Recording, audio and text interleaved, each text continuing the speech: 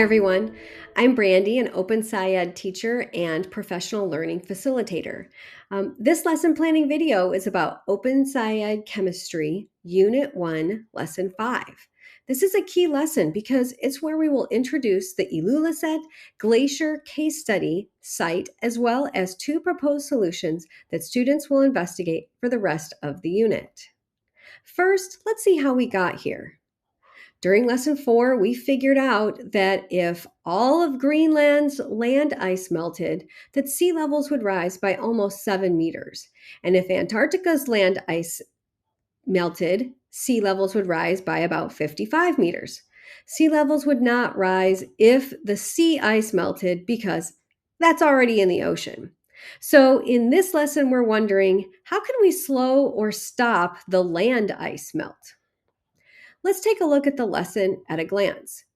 This is a 2-day lesson where we're problematizing to set up the second half of the unit. There are a couple of videos that are embedded in the slide deck and minimal preparation required for you. This lesson can be broken up into 3 chunks across the 2 days.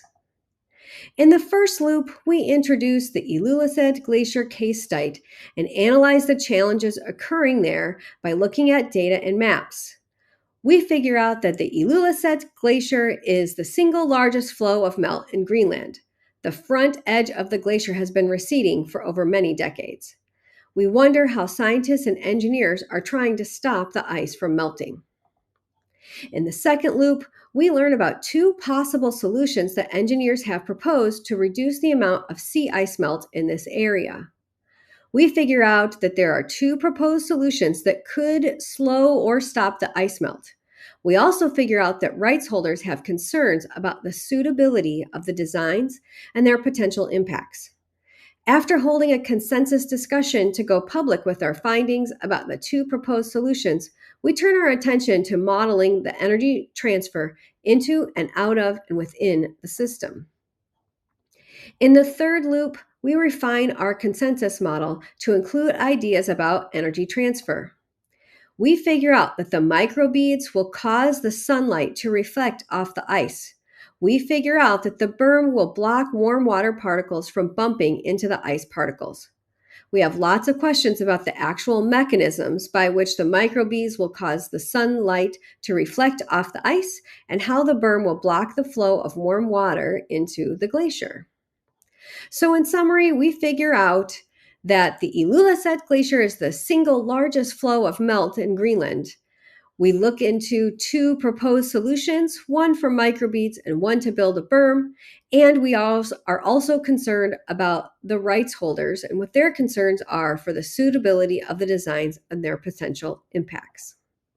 Now let's focus on a few key moments in this lesson. The key moment in part 2 is where we need to orient the students to the Ilulissat Glacier in Greenland, where a lot of ice melt is happening. We analyze some satellite images and we make sense of the changes that are happening there. The key moment in part 3 is where the students will read about 2 proposed design solutions, the berm solution and the microbead solution, and they'll hear comments from local rights holders and other interested parties.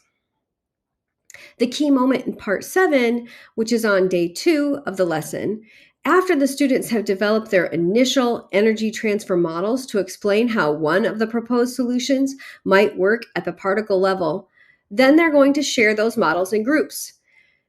After that, the discussion mapping tool is introduced as a way to visualize the conversation patterns that are happening during the discussion. In part 7, the students share their ideas about their proposed solutions and they build consensus as a class around what they can and cannot explain about the proposed solutions. The discussion is tracked using the discussion mapping tool. The key moment in part 8 is when the students ask questions to refine their consensus model to include ideas about energy transfer. So where do we go from here? The students have generated lots of new questions about both the proposed solutions. Then they decide to investigate how the microbeads work to block the ice from melting first, and then they're going to come back to the berm later. Here's a few tips and tricks for managing this parts of this lesson. In part 2, this is where we're introducing the case site called the Ilulissat Glacier, which is pronounced Ilulisset. The emphasis is on the third syllable, li. Some articles, maps, and design solutions may refer to this glacier as the Jakobshavn Glacier, which is its Danish name. And where possible, this unit will refer to it as the Ilulissat Glacier to preserve its indigenous name.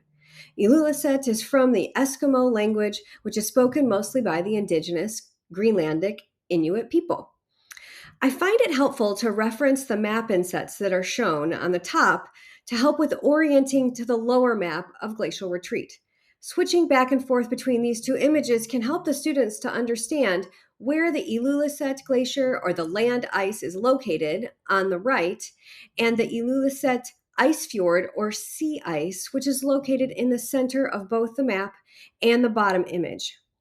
The years on the blue lines in the ice fjord are very small, even when they're printed, so it can be helpful to have this projected to help you to be able to see the dates better. In part 6, I suggest you begin by asking students about which community agreements that they should focus on for this consensus discussion. Ask for suggestions about what would it sound like for a participant to be equitable. The discussion mapping tool at the right gives students a visual representation of the conversation patterns that are happening within the class. You can draw lines to show how the discussion moves between the speakers, including yourself. Another alternative is conducting 2 scientist circles if you have a large class size. So for this particular example, I would have half of the class that focused on the microbead proposal in the center of the circle first, and the other half of the class that focused on the berm solution on the outside of the circle as the silent listening observers. With less students, it will make it more easy for you to be able to track. After the microbead portion of the new consensus model is completed, have the students get up and physically switch places with the berm solution students that are now in the center of the circle. The microbead students are now the silent observers on the outside. Complete a second discussion map for the discussion, and then afterward, debrief with your students, reminding them that the focus for this consensus discussion was equitable. Allow them to weigh in on how successful their discussions were.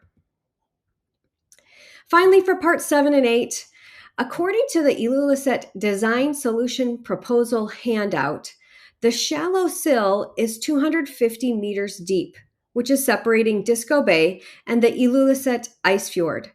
The proposed berm is to be built as a 100-meter high wall on top of the fjord sill.